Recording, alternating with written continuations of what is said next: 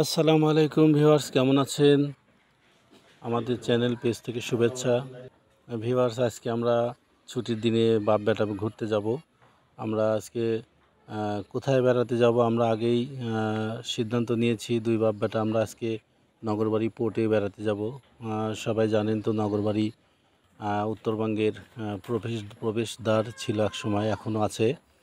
সেই নগরবাড়িতে যে নদীবন্দর হচ্ছে, সেই নদীবন্দরে যে নির্মাণাধীন যে অবস্থায়, সেখানে মানুষ ঘুরতে যায়। দারুণ একটা পরিবেশ তৈরি হয়েছে ওখানে। আমরাও আজকে নগরবাড়ি পোর্টে যাব। পোর্টে যাওয়ার উদ্দেশ্যে আমরা ভ্যানে করে সোজা বিশ্ব রোড বরাবর, কাশীনাথপুর থেকে নগরবাড়ির দিকে যে রোড গিয়েছে, আমরা রোড বরাবর আমরা যাচ্ছি নগরবাড়িতে। মাঝপথে কিছু জায়গা, অতি পরিচিত জায়গা আছে, যে সামনে আমরা দেখতে পাচ্ছি আমাদের নান্দিয়ারা রেল সংযোগ বলা যাবে না, এটাকে রেল বাজার বলি। এখানে যদিও এখানে রেল স্টপেজ নাই, তবু এখানে আমরা রেল গেট বলি। আমরা সরাসরি কাশীনাথপুর থেকে, আর কাশীনাথপুর এলকে মডেল টাউন থেকে আমরা নগরবাড়ির উদ্দেশ্যে যাচ্ছি। পাশে আমরা দেখতে পাচ্ছি যে নান্দিয়া বড় বাড়ির যে কুম আছে, বড় পুকুর, সেখান পার হয়ে আমরা নগরবাড়ি ঐতিহ্যবাহী ধোবাকোলা করোনেশন উচ্চ বিদ্যালয় পাশ দিয়ে আমরা যাচ্ছি। এটা হচ্ছে ঐতিহ্যবাহী ধোবাকোলা করোনেশন উচ্চ বিদ্যালয়, নাটিয়াবাড়ি। আমরা সেখান থেকে পার হয়ে নগরবাড়ির দিকেই যাচ্ছি। কিছুক্ষণ পরে আমরা নগরবাড়ি ঘাট পেয়ে যাব। আসলে নগরবাড়ি ঘাট যদিও এর একটা ঐতিহ্য আছে, কিন্তু আগের মতো ঐতিহ্য এখন আর নাই। একসময় নগরবাড়ি ঘাট ব্যাপক জমজমাট অবস্থা থাকতো। আমরা অভ্যন্তরীণ নদীবন্দরের যে অফিসের কাছাকাছি আমরা চলে আসছি। টিক্কা বাজার দিয়ে যে রাস্তাটা চলে আসছে, অভ্যন্তরীণ নদীবন্দর যে অফিস আমরা দেখতে পাচ্ছি।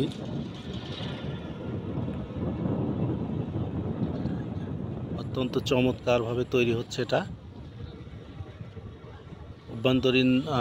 অভ্যন্তরীণ নদীবন্দরের যে অফিস, তার অফিসের নেম প্লেট বা এটা সাজানো হচ্ছে লাইটিং করে।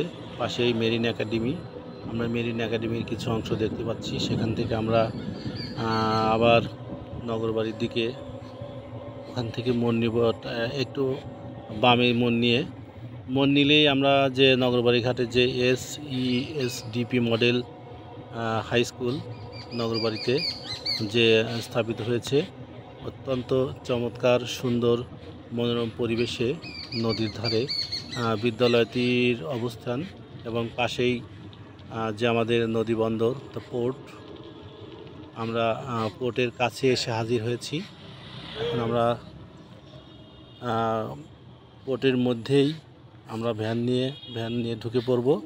এটা হচ্ছে মেইন গেট দিয়ে আমরা ঢুকলাম। ঢুকে আমরা সোজা একেবারে নদীর পাড় ঘেঁষে যে জাহাজগুলো এখানে দাঁড়িয়ে আছে, সেই জাহাজগুলোর দিকে আমরা যাচ্ছি। সেই একেবারে নদীর পাড়ে আমরা চলে আসছি। আমরা এখন ভ্যানের থেকে নেমে আমরা একটু ঘুরবো। আসলে ঘোরার মতো জায়গা, যেখানে চমৎকার পরিবেশ তৈরি হচ্ছে। ভিউয়ার্স, দেখুন পাশে দারুণ জাহাজ চলে আসছে, ভিড়ে আছে। আমরা সেখান থেকে নদীবন্দরের কিছু দৃশ্য আমরা দুই বাপ বেটা দেখলাম, ঘুরে বেশ ভালোই লাগছে।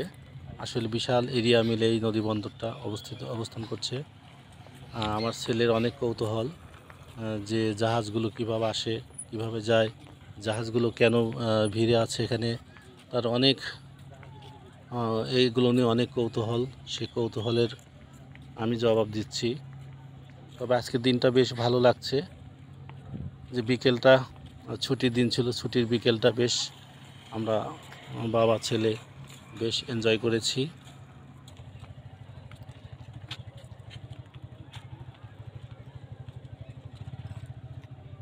অসাধারণ একটা জায়গা। এই নদী বন্দরের কিছুক্ষণ পর পরই একটা করে এই সিঁড়ি দেয়া আছে, যেখান থেকে উপর থেকে নিচে আসা যায়, আবার নিচ থেকে উপরে যাওয়া বেশ চমৎকার সিঁড়ি করে দেওয়া আছে। এই সিঁড়িগুলো সম্ভবত যখন পানি শুকিয়ে যাবে তখন জাহাজগুলো নিচ থেকে যে মালামালগুলো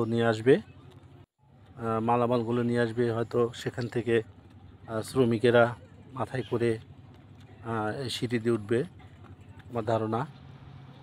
আমরা সেখান থেকে ঘুরে আবার আমরা অন্য একটা জায়গায় যাচ্ছি।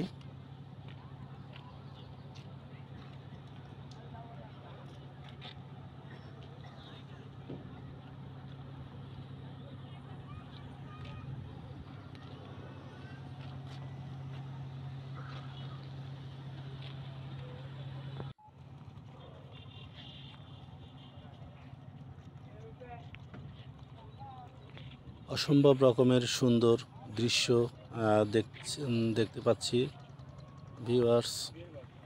আসলে ছুটির দিনগুলো এভাবে উপভোগ করা উচিত প্রত্যেক মানুষের। একঘেয়েমিটা দূর হয়। আমরা আসলে কর্মজীবী মানুষ, প্রতিদিন বের হতে পারি না। আমরা ছুটির দিনটাই আসলে আমাদের জন্য খুবই একটা ভালো সময়। সেই সময়টা আসলে আমরা প্রতিদিনই প্রতি এই ছুটির দিনগুলো আমরা কাজে লাগাতে পারি, ঘুরতে পারি, সন্তানদের নিয়ে চমৎকার জায়গায় বসতে পারি, ঘুরতে পারি। বেশ একটা ভালো লাগার মতো একটা কাজ করে।